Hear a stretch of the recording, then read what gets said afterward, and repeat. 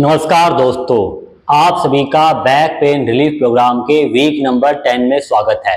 दोस्तों, इस वीडियो में हम बात करने वाले हैं कि इस वीक से फॉरवर्ड बायस वालों को एक नई प्रैक्टिस शुरू करनी है जिसका नाम है सेतुबंद आसन। तो इस प्रैक्टिस को कैसे करना है, इसकी टेक्निक को हम आगे वीडियो में सीखेंगे।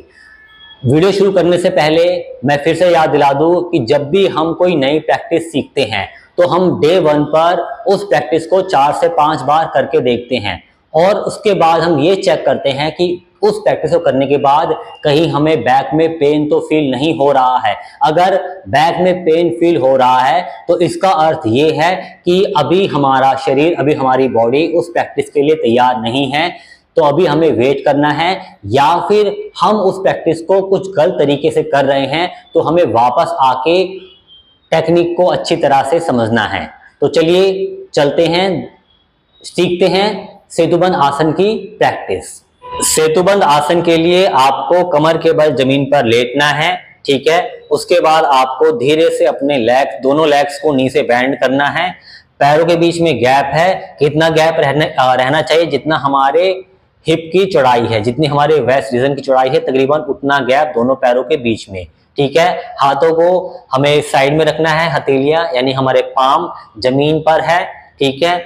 हमारा जो फुट है वो हमारे बटक से दूर है, यानी कि हमें अपने बटक के पास हील्स को अभी नहीं ले जाना है, बल्कि उसे दूर रखना है, ठीक है। यहाँ रुकना है। यहाँ रुककर सबसे पहले हमें ब्रेसिंग टेक्निक को यूज करके अपने कोर मसल्स को कॉम्पैक्ट करना है, और कोर मसल्स को कॉम्पैक्ट करने के बाद धीरे धीरे हमें अपने हिप को जमीन से उठाना है, ठीक है। हमें अपने हिप को जमीन से उठाना है।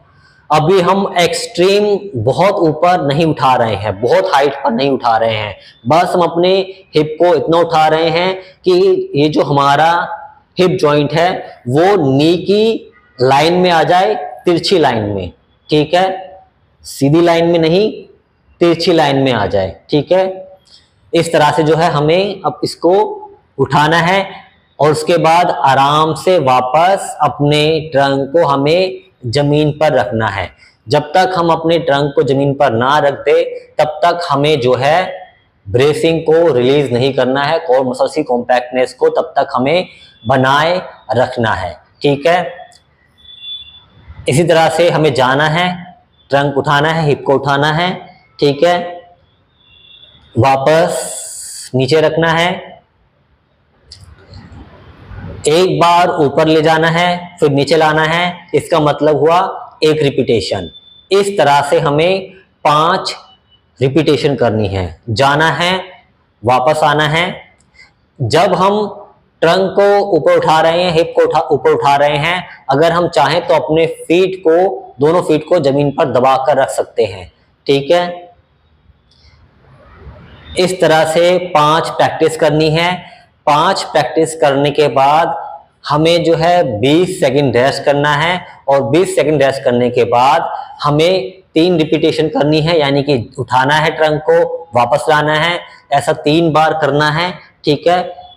उसके बाद वापस से 20 सेकंड रेस्ट, और अंत में हमें थर्ड सेट में हमें एक रिपीटेशन करनी है, यानी कि हमें अपने ट्रंक को उठाना है और वापस जमीन पर लेकर आ जाना है। इस तरह से हमें डायनेमिक वे में प्रैक्टिस करनी है सेतुबंद आसन की।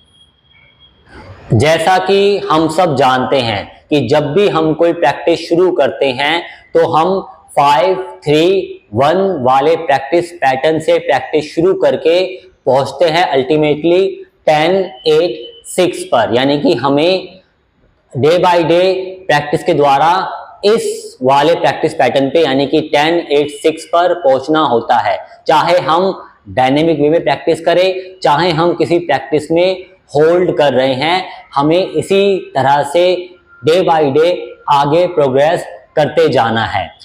अगर किसी प्रैक्टिशनर को 5-3-1 वाले प्रैक्टिस पैटर्न में डिफिकल्टी फील हो रही है तो वे चाहें तो अपनी प्रैक्टिस को और कम कर सकते हैं, यानी कि वे 3 सेट के बदले 2 सेट कर सकते हैं।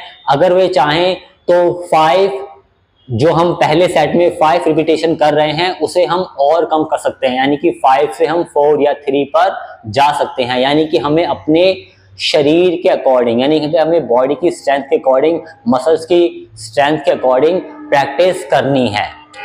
तो आई होप आप सभी को ये वीडियो पसंद आया होगा। मिलते हैं अगले वीडियो में। आप सभी का इस वीडियो के अंत तक बने रहने के लिए धन्यवाद।